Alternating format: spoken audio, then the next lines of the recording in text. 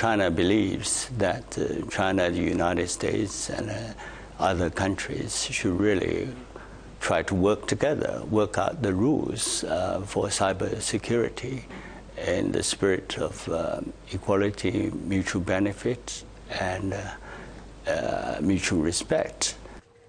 For a closer look at U.S.-China relations, with us now from our Washington bureau is Bloomberg's World Affairs contributor, former U.S. Defense Secretary William Cohen. Thank you for joining us once again, Bill. Good to be with you. Xi Jinping has suffered numerous setbacks over the past couple of months, mismanagement of the yuan devaluation, the stock market sell-off, the slowdown of the economy. What does that mean in terms of his willingness to find some common ground with the president? Well, first of all, this is an important meeting. There are some who have called for the cancellation of the state dinner. Whoever is advocating that, they should take the car keys away, and certainly those of the Oval Office, because this is important that in rising tensions, when the economy in China is slowing, with all the implications for the global economy that's embedded in that, with China building more military capability in the South China Sea, with the fact that there is, in fact, a cyber threat that comes from China, we need to talk about these issues. And the man who just spoke, it's important that we carry on this conversation about how we establish rules of the road that govern cyber technology. I was talking to the Chinese about this 2 years ago, because if you don't have some kind of agreement, some agreement in terms of how we proceed with this, you can have a very quick escalation of cyber attacks, which could be very crippling to each other's economy and to the world economy. So this is an important time. There are some tensions in the air with respect to China, but all the more reason why we should be talking to each other. And they both sides have said that publicly, right? I mean, they know they have their differences, but cooperation between the two is much more important and vital for peace in this world.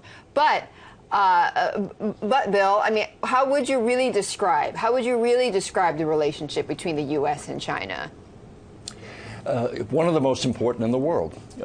The Chinese people and the American people have to find a way of living together on this planet in ways that are peaceful and cooperative. There's bound to be competition. Right, but Bill, is it good? I mean, how would you, the two, they haven't talked that much over the last several years. So is it good, better, or worse than before?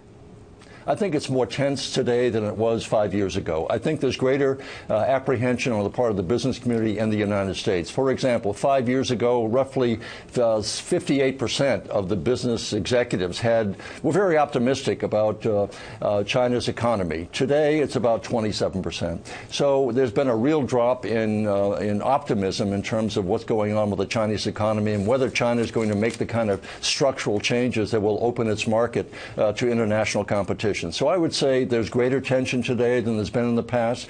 Part of it is due to China's rise as a military regional power and perhaps a goal of being a much bigger player on the world stage militarily. So there are bound to be a number of tensions, and that's the reason we have to talk to each other rather than trying to break off relations and saying we're not going to host these kind of state dinner meetings. We thought that there would be more communication because the president had launched his pivot to Asia, which many people argue never really happened because he was sidetracked by so many other breaking news issues. What does the Chinese leadership think of the president's pivot to Asia? Are they threatened by it?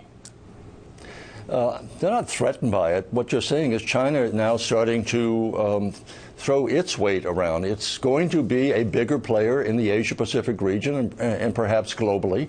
And so that's to be expected. They have 1.3 billion people. They have a brilliant people in terms of their capabilities. And so they're going to continue to grow. What has to be done is our signal has to be, yes, we have a pivot, although I don't like the phrase pivot because we've always been there since World War II. But we are going to build up our relations with our friends in Australia, in Singapore, throughout the region, Vietnam, in Thailand and elsewhere, in Japan and Korea. So we're going to strengthen all of our relationships with the democratic countries in that region to send a signal to the Chinese that no one power should dominate the Asia-Pacific region. No one can lay claim to the entire region, as some in the Chinese government are doing. So all the more reason why we need to talk about these issues, and not simply talk, but then have some results come out of the meetings, not simply talk about them. And that would be why the Republican candidates say that Obama has been too too easy on the Chinese and that we should be harder, including putting in those economic sanctions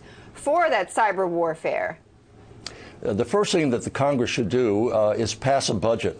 If you're asking how the Chinese look at us, they look at us as a power that can't have a budget that can, in fact, protect our defense capability, project our defense capability to the Asia-Pacific region. So those who are critical of what the president is doing have to measure up and say, what have you done? What have you done to present a budget so that our military can operate on a predictable basis of what the funds are going to be for the systems that we need, and to reassure our allies throughout the Asia-Pacific region that we're a serious country. We can't be seen as a serious country as long as we can't pass a budget or we're threatening to shut down our government over Planned Parenthood. That's not a serious country as far as the other nations who look at us. So I think that, yeah, there's plenty of criticism to go to the White House. There's plenty to go to Capitol Hill as well. Yeah, plenty of criticism to go around everywhere. Thank you so much to our Bloomberg World Affairs contributor and, of course, former U.S. Defense Secretary William Cohen joining us from Washington.